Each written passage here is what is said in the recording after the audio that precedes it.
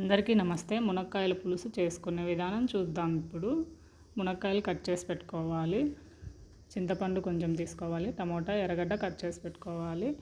ఒక స్టవ్ వెలిగించి పాన్ పెట్టేసి ఆయిల్ వేసి మునక్కాయలు ఆయిల్లో వేయించుకోవాలండి. కొద్దిసేపు మంచి టేస్ట్ వస్తాయి. ఇప్పుడు వేగినాయి, తీసి పక్కకు పెట్టేసుకొని అదే ఆయిల్లో టమోటా ఎర్రగడ్డ కట్ చేసినాం కదా, అవి వేసి కొద్దిసేపు వేయించాలి. మూత పెట్టేస్తే మగ్గుతాయండి. ఇప్పుడు సగం మగ్గినాయి, ఇంకొంచెం మగ్గినాక అంతలోపల నువ్వులు ఒక స్పూను వేసి అవే టమోటాల్లోకి వేయించుకొని చిటపటలాడినాక కొద్దిగా అట్లా అవి కూడా మగ్గినాక ఇవి మిక్సీకి తీసుకోవాలండి. వేగినాయి, మిక్సీకి తీసేద్దాము.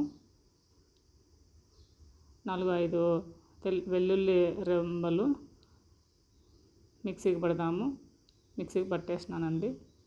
ఇప్పుడు అదే ప్యాన్లో కొద్దిగా నూనె వేసి ఆవాలు, జీలకర్ర, కరివేపాకు వేసి మిక్సీకి పట్టిన మసాలా దీంట్లో వేసి పచ్చివాసన పోయేంత వరకు వేయించాలండి.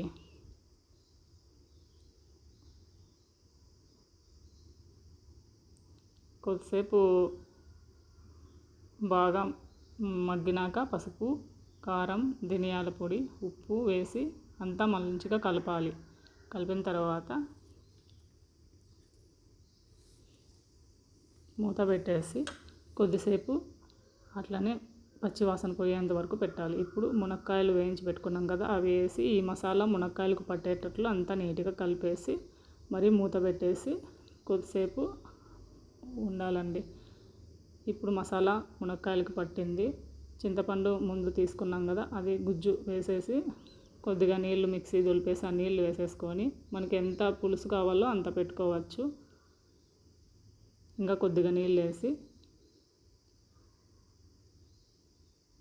ఇంకొంచెం నీళ్ళు వేసేసుకొని ఇప్పుడు మూత పెట్టేసి మునక్కాయలు మెత్తగా ఉడకనీయాలండి.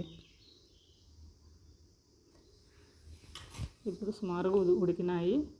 కొత్తిమీర వేసేసుకొని ఇంకా కొంతసేపు పెట్టేసి అంతా కలపాలి. మునక్కాయలు ఉడికినాయా లేదా అని అట్లా నొక్కి చూస్తే ఉడికినాయని తెలుస్తుంది. నాకైతే సరిపోయింది. ఇప్పుడు ఆ విధంగా